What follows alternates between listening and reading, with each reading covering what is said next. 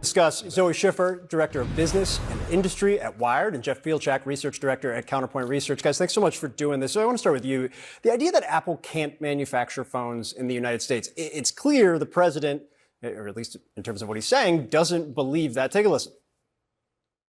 They can, no, they can, and a lot of it's so computerized now. These plants are amazing. Can you explain to people the reality here? I mean, the reality is that Apple has invested likely billions of dollars on training highly skilled engineers abroad, and there are specialized machines involved. Could you manufacture an iPhone in the United States? Maybe eventually. It would be incredibly expensive, and in the short term, it's simply not feasible. You know, Jeff, the idea of a 25% tariff on iPhones, now apparently expanding to pretty much the entire phone market. If you're a consumer right now and you're seeing this, what does it mean for you? Right. Apple's brand is so strong. It's not like people would buy another OEM's devices. However, it still would be a negative for Apple because the holding periods would increase. People would, they're already long at 3.5 years. They could go to 5 years. So that would be a negative. And also the low end of the market where there's a little less brand equity, and there's not the stranglehold Apple has at the hot premium tier. There'd be other options from Samsung or TCL or Motorola, and that would also be a headwind for Apple.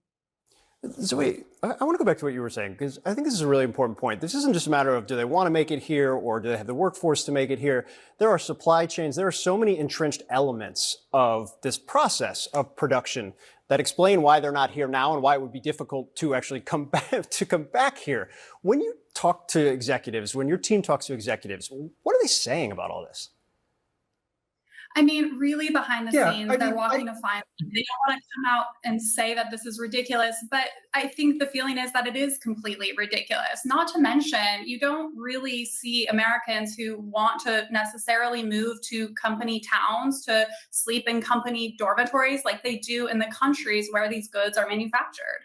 Jeff, go ahead.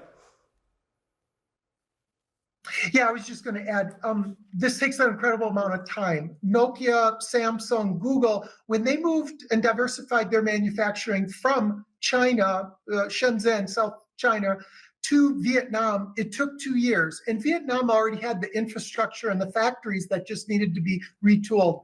You'd be starting from ground zero in the US. So it would take close to 5 years for this to really scale.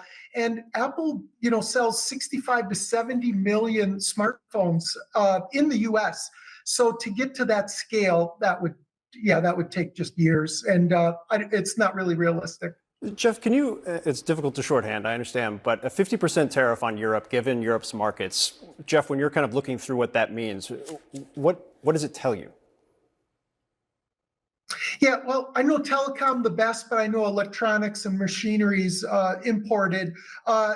It is in the telecom space, carriers like Verizon, T-Mobile, Verizon and AT&T, and then national retailers like Best Buy and Walmart, they will pass that on. They cannot absorb that tariff. And Apple won't either. So what we've already seen is these tariffs are being, the burden's on the U.S. consumer. It's not being absorbed by Apple or any of the channels. Zoe, do you have a sense of what changes course within the administration? Like Richard made a really good point. Sometimes these are negotiating tactics. Sometimes they're threats. Sometimes it seems like maybe the president's bored. Sometimes they are very real, as we've seen over the course of the last couple of months. Do you have a sense of which is which here?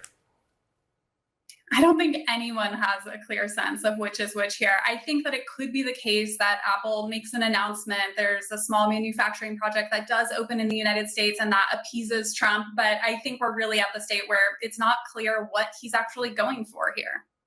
Zoe Schiffer, Jeff Fieldhack, thank you guys very much. Appreciate it.